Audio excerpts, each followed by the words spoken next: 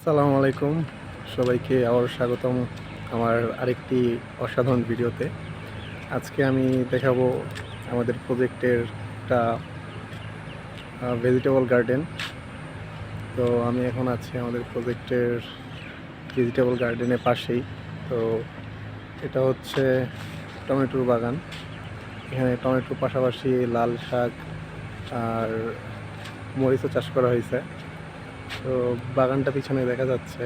বাগানটা অনেক ছোট হলেও এই বাগানের মধ্যে থেকে অলরেডি 1 টনের বেশি টমেটো সেল করা হয়ে গেছে। তো আজকে ওইখানে টমেটো তোলা হচ্ছে। আজকে মিনিমাম 200 কেজির মতো টমেটো যাবে আশা করা যায়।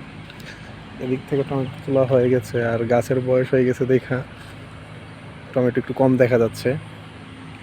তো এই পাশে আছে আবার মরিচ গাছ। মরিচও নাকি অলরেডি 40 কেজির মতো দেওয়া হয়ে গেছে। মরিচ দেখতে মাশাআল্লাহ ভালোই হয়েছে। ক্যামেরাতে দেখা যাচ্ছে কিনা বুঝতে পারতেছি না, কিন্তু এমনিতে মরিচ অনেক ভালো হয়েছে। গাছের মধ্যে পাতার থেকে বেশি মরিচই দেখা যায়। এই যে মরিচ, পাশে হচ্ছে লাল শাক।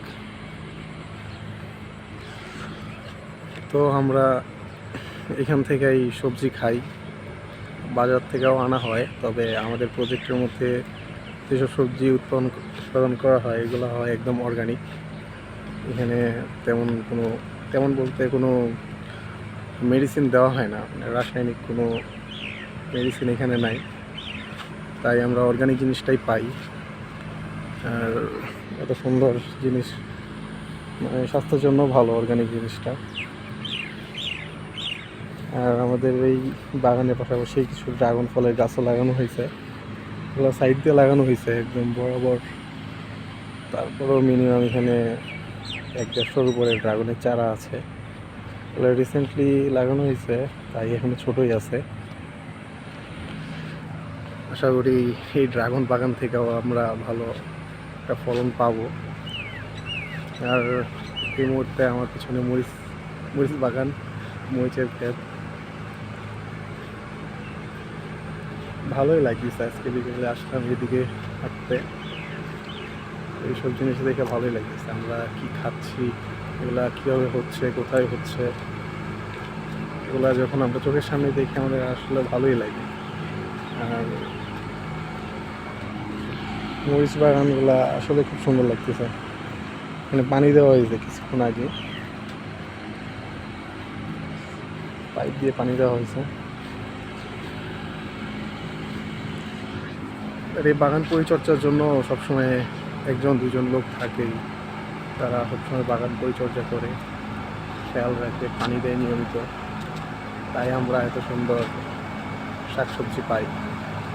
আমাদের এর আগে লাউ চাষ করা হয়েছিল।